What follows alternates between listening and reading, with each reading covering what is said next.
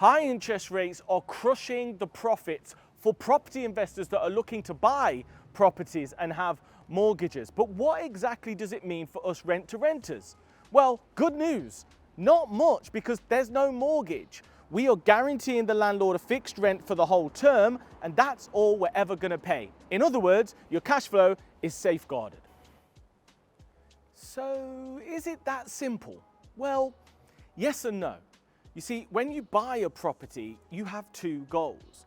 The first is to generate positive cash flow income every single month.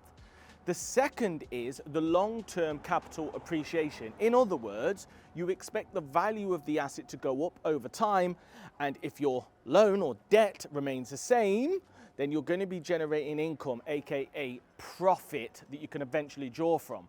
But with most of you, the situation for me at least, was I wanted to be financially independent today, not in 10, 20, 30 years. I don't want to wait for the capital appreciation to retire.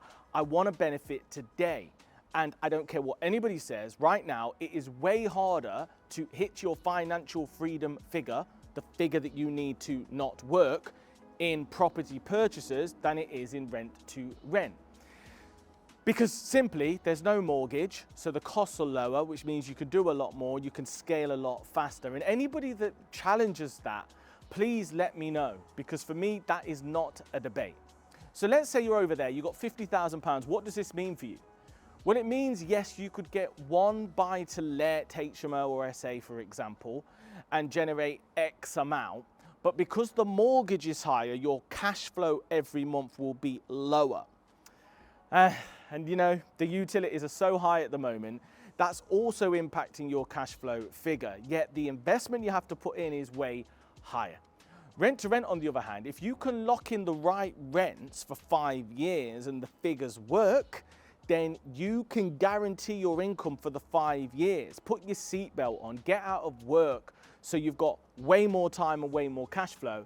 And then you can store money and put it into an asset knowing, do you know what? I don't mind if it doesn't generate huge cash flow because I'm in it for the long-term legacy wealth. I want it to be a long-term investment.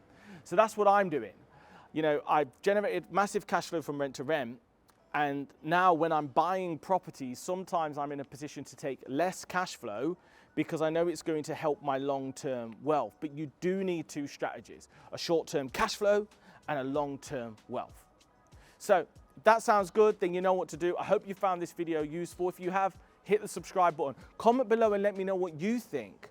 Are you trying to get yourself a property purchase right now, or are you considering Rent to Rent 2.0? And if you are, I'd love to help you on your journey. Speak to you in the next one.